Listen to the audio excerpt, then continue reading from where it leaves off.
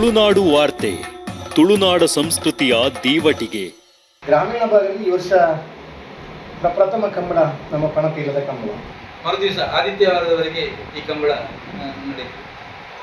ಮುಂದಿನ ದಿನಗಳಲ್ಲಿ ಅವರು ಓಟಗಾರರಾಗಿ ರೂಪಣೆಗೊಂಡ್ರೆ ಇದು ಓಟಗಾರರ ಕೊರತೆಯನ್ನು ನೀಗಿಸಲಿಕ್ಕೆ ಕೂಡ ಈ ಸಬ್ ಜೂನಿಯರ್ ವಿಭಾಗದ ಸ್ಪರ್ಧೆ ಕಾರಣ ಆಗಿದೆ.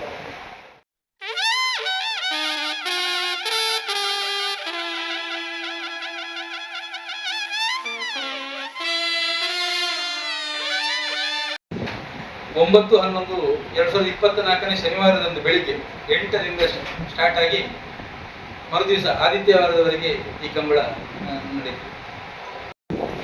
15ನೇ ವರ್ಷದಲ್ಲಿ ನಡೀತಾ ಉಂಟು.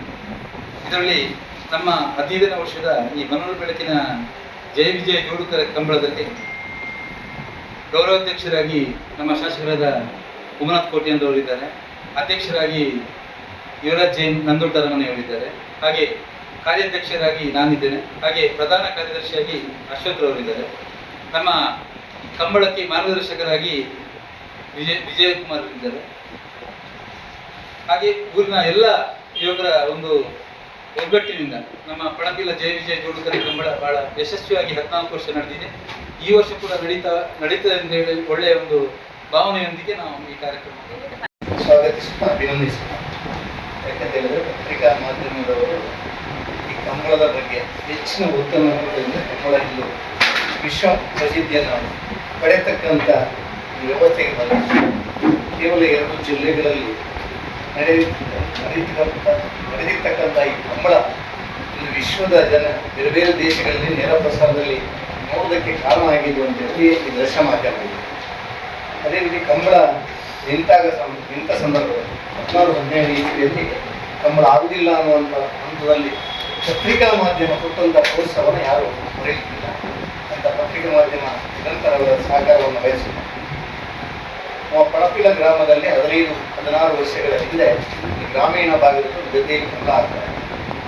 ಗ್ರಾಮೀಣ ಭಾಗದ ಕಂಬಳವನ್ನು ಅಚ್ಚುಕಟ್ಟವಾಗಿ ಮಾಡ್ತಾ ಇರಬೇಕಾದ್ರೆ ನಮಗೆ ದಿನಾಂಕಗಳು ಸಿಗ್ತಾ ಇರಲಿಲ್ಲ. ಅದು ಒಂದು ಕಂಬಳ ಶನಿವಾರದ ಭಾನುವಾರದ ನಡುವೆ ನಾವು ಕಂಬಳ ಆಯೋಜನೆ ಮಾಡ್ತಾ ಇದ್ದೀವಿ. ಯಾರೇ ಒಂದು ಶನಿವಾರ ಕಂಬಳ ಮಾಡುವಾಗ ಭಾನುವಾರ ಮಾಡಬೇಕು ಕಂಬಳಕ್ಕೆ ಸ್ವಲ್ಪ ತೊಂದರೆ ಆಗ್ತದೆ.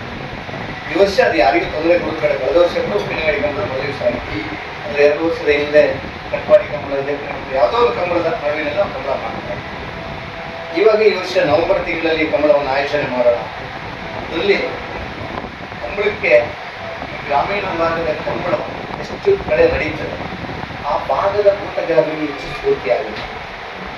ಈ ವರ್ಷ ಇದು 4ನೇ ಸಬ್ ಜೂನಿಯರ್ ವಿಭಾಗದ ಕಂಬಳ. ನಿಯಾಮಲ್ಲಿ ಕಂಬಳ ಆಯಿತು, ರವಿಯಲ್ಲಿ ಆಯಿತು, ಆಯಿತು, ಪಣಪಿಲದಲ್ಲಿ ನಿರಂತರ 15 ವರ್ಷಗಳಿಂದ ಕೂಡ ಸಬ್ ಜೂನಿಯರ್ ವಿಭಾಗದ ಸ್ಪರ್ಧೆಯನ್ನು ಆಯೋಜನೆ ಮಾಡ್ತಾ ಇರುವಂತಹ ಕಂಬಳ ಇದ್ದಾರೆ. ಗ್ರಾಮೀಣ ಭಾಗದ ಯುವಕರು ಕಂಬಳದಲ್ಲಿ ಆಸಕ್ತಿ ಬೆಳೆಸಿಕೊಂಡಂತೆ ಅವರಿಗೆ ದೊಡ್ಡ ದೊಡ್ಡ ಕೋಣಗಳು ಕ್ರೀಡಾ ಪ್ರಶಸ್ತಿಯನ್ನು ಪಡೆಯುವ ತನಕ ಒಬ್ಬ ಓಟಗಾರ ರೂಪಣೆಗೊಂಡಿದ್ದರೆ ಅದಕ್ಕೆ ಈ ಪಣಪಿಲ ಕಂಬಳ ಕೂಡ ಕಾರಣ ಅಂತ ಹೇಳಲಿಕ್ಕೆ ನಾನು ಇಚ್ಛೆ ಮಾಡ್ತೇನೆ. ಮುಂದಿನ ದಿನಗಳಲ್ಲಿ ಕೂಡ ಈ ಕಂಬಳ ಈ ಸಬ್ ಜೂನಿಯರ್ ವಿಭಾಗದ ಕಂಬಳ ನವೆಂಬರ್ ತಿಂಗಳಲ್ಲಿ ಒಂದು 5-6 ಕಂಬಳ ನಡೆದರೆ ಈ ವರ್ಷದ ಕಂಬಳಗಳಲ್ಲಿ ಒಂದು 50 ಜನ ಹೊಸ ಯುವಕರು 19-20 ವರ್ಷದ ಯುವಕರು ಊರುವುದನ್ನು ನಾವು ನೋಡಿದ್ದೀವಿ. ಮುಂದಿನ ದಿನಗಳಲ್ಲಿ ಅವರು ಓಟಗಾರರಾಗಿ ರೂಪಣೆಗೊಂಡ್ರೆ ಇದು ಓಟಗಾರರ ಕೊರತೆಯನ್ನು ನೀಗಿಸಲಿಕ್ಕೆ ಕೂಡ ಈ ಸಬ್ ಜೂನಿಯರ್ ವಿಭಾಗದ ಸ್ಪರ್ಧೆ ಕಾರಣ ಆಗಿದೆ. ಆ ಪ್ರಯತ್ನವನ್ನು ನಿರಂತರ 15 ವರ್ಷ ಮಾಡಿದ ನಮ್ಮ ಈ ಕಂಬಳ ಕೆಲವೊಂದು 2-3 ವರ್ಷಗಳ ಹಿಂದೆ ಈ ಒಂದು ಬೇರೆ ಒಂದು ಜಾಗದಲ್ಲಿ ಪಟ್ಟಾ ಜಾಗದಲ್ಲಿ ಕಂಬಳ ನಡೀತಾ ಇತ್ತು. ಈ ಜಾಗದ ಸಮಸ್ಯೆ ಇರುವ ಸಂದರ್ಭದಲ್ಲಿ ಕಂಬಳ ಆಯೋಜನೆಗೆ ಒಬ್ಬರ ಜಾಗ ಅವರ ವ್ಯವಸ್ಥಾಪಕರಿಗೆ ಗೊಂದಲಗಳಾಗಿದೆ. ಇದೊಂದು ಸರ್ಕಾರಿ ಜಾಗ, ಅಂದರೆ ಯುವರಾಜ್ ಹೆಗ್ಡೆಯವರ ಒಂದು ಮುಖ್ಯ ಸ್ಥಳದಲ್ಲಿ ಹೊಸ ನಮೂನೆಯ ಕಂಬಳವನ್ನು ಆಯೋಜನೆ ಮಾಡ್ತಾರೆ. ಈ ಕ್ಷೇತ್ರದ ಯಾರು ಶಾಸಕರ ಗ್ರಾಮೀಣ ಭಾಗದಲ್ಲಿ ಈ ವರ್ಷ ಪ್ರಪ್ರಥಮ ಕಂಬಳ ನಮ್ಮ ಪಣಪೀಲದ ಕಂಬಳ. ಇಲ್ಲಿ ನೇರ ಪ್ರಸಾರದ ವ್ಯವಸ್ಥೆಯನ್ನು ಕೂಡ ಮಾಡುವಂಥ ಪ್ರಯತ್ನದಲ್ಲಿದ್ದೇವೆ. ಬೇರೆ ಕಡೆ ನಮ್ಮ ಊರಿನ ಹಲವು ಜನ ಯುವಕರು ಬೇರೆ ಬೇರೆ ದೇಶದಲ್ಲಿದ್ದರೂ ಕೂಡ ಈ ಕಂಬಳಕ್ಕೆ ತುಂಬ ಸಹಕಾರವನ್ನು ಕೊಡ್ತಾ ಇದ್ದಾರೆ. ಊರಿನ ಉಡುಗೈ ದಾನಿಗಳ ಹಾಗೆ ಸಹಕಾರದಿಂದ ಮಾನ್ಯ ಉಮನಾಥ್ ಕೋಟ್ಯಾಂದ್ರವರ ಗೌರವಾಧ್ಯಕ್ಷತೆಯಲ್ಲಿ ಈ ಕಂಬಳ ಆಯೋಜನೆ ಆಗ್ತಾ ಇದೆ. ಬೆಳಿಗ್ಗೆ ಉದ್ಘಾಟನೆಗೆ ಪಣಪಿಲು ಗ್ರಾಮದಲ್ಲಿಂದ ಅರಮನೆ, ಇಂದಿನ ದಿನಗಳಲ್ಲಿ ಕೂಡ ಅರಮನೆ ಇತ್ತು. ದೊಡ್ಡ ಗದ್ದೆಯನ್ನು ಹೊಂದಿರುವಂಥ ಈ ಪಣಪಿಲ ಅರಮನೆಯ ವಿಮಲ್ ಕುಮಾರ್ ಶೆಟ್ಟಿ ಅವರು ಉದ್ಘಾಟನೆಗೆ ಚಾಲನೆಯನ್ನು ಕೊಡ್ತಾ ಇದ್ದಾರೆ. ಆ ಹೊತ್ತಿಗೆ ಉಮಾನಾಥ್ ಕೋಟ್ಯಾನ್ರವರು ಗೌರವಾಧ್ಯಕ್ಷರು, ಆ ಸಮಾರಂಭದ ಅಧ್ಯಕ್ಷರು ಯುವರಾಜ್ ಜೈನ್ರವರು ವಹಿಸಿಕೊಂಡು ಆ ಉದ್ಘಾಟನಾ ಕಾರ್ಯಕ್ರಮವನ್ನು ಮಾಡ್ತಾ ಇದ್ದಾರೆ. ಉದ್ದೇಶ ಇಷ್ಟೇ, ನಮ್ಮ ಗ್ರಾಮೀಣ ಭಾಗದ ಜನರಿಗೆ ಹೆಚ್ಚು ಒತ್ತು ಕೊಡಬೇಕು. ಗ್ರಾಮೀಣ ಭಾಗದ ಆ ಸಣ್ಣ ಸಣ್ಣ ಸಬ್ ಜೂನಿಯರ್ ವಿಭಾಗದ ಕೋಣಗಳಿಗೂ ಒಂದು ಅವಕಾಶ ಬೇಕು. ಈ ವರ್ಷ 135 ಜೊತೆ ಕೋಣಗಳು ಮೊನ್ನೆ ನಿಯಾರ್ನ ಕಮಲದಲ್ಲಿ ಸಬ್ ಜೂನಿಯರ್ ವಿಭಾಗದಲ್ಲಿ ಪಾಲ್ಗೊಂಡಿದೆ. ವರ್ಷ ನಮ್ಮ ಕಮಲದಲ್ಲಿ ಕೂಡ 135 140 ಜೊತೆ ಸಬ್ ಜೂನಿಯರ್ ವಿಭಾಗದ್ದು, ಒಂದು 50 ಜೊತೆ ಜೂನಿಯರ್ ನೇಗಿಲಿನ ಕೋಣಗಳು, ಒಂದು 20 ಜೊತೆ ಅಗ್ಗ ಕಿರಿಯ ಕೋಣಗಳು, ಹೆಚ್ಚು ಕಮ್ಮಿ 200 ಜೊತೆ ಕೋಣಗಳು ಭಾಗವಹಿಸುವಂಥ ನಿರೀಕ್ಷೆ ಇದೆ. 200 ಜೊತೆ ಕೋಣಗಳು ಭಾಗವಹಿಸಬೇಕಾದ್ರೆ ಅದನ್ನು ಬೆಳಿಗ್ಗೆ ಪ್ರಾರಂಭ ಮಾಡಿ ಸಾಯಂಕಾಲ ಮುಗಿಸುವಂಥ ಪ್ರಯತ್ನ ಇತ್ತು. ಆದರೆ 200 ಜೊತೆಯ ಕೋಣಗಳ ಸರಿಸುಮಾರು 197 ಸ್ಪರ್ಧೆಗಳು ಬರ್ತವೆ. ಅಂದರೆ 3 ವಿಭಾಗದಲ್ಲಿ ಒಂದೊಂದು ಸ್ಪರ್ಧೆ ಕಡಿತಗೊಂಡಾಗ 197 ಸ್ಪರ್ಧೆ ನಡೆಯುತ್ತದೆ. ಅದನ್ನು ಹಗಲಿನಲ್ಲಿ ಮುಗಿಸಲಿಕ್ಕೆ ಕಷ್ಟ ಸಾಧ್ಯ ಅನ್ನೋದನ್ನು ಪುನರ್ ಬೆಳಕಿನ ವ್ಯವಸ್ಥೆಯಲ್ಲಿ 24 ಗಂಟೆಯೊಳಗೆ ಈ ಸಬ್ ಜೂನಿಯರ್ ವಿಭಾಗದ ಸ್ಪರ್ಧೆಯನ್ನು ಮುಗಿಸಬೇಕು. 200 ಜೊತೆ ಭಾಗವಹಿಸಿದ್ರು ಕೂಡ ಅದನ್ನು ಮುಗಿಸುವಂಥ ಒಂದು ಪ್ರಯತ್ನವನ್ನು ನಾವು ಮಾಡ್ತೇವೆ.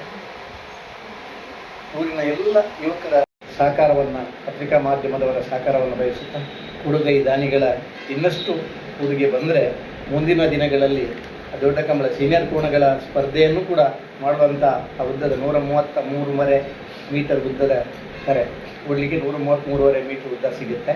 ಬಜುಗೋಳಿ ಕಂಬಳದ ಎಷ್ಟು ಉದ್ದ ಇದೆಯೋ ಅಷ್ಟು ಉದ್ದ ಇದೆ.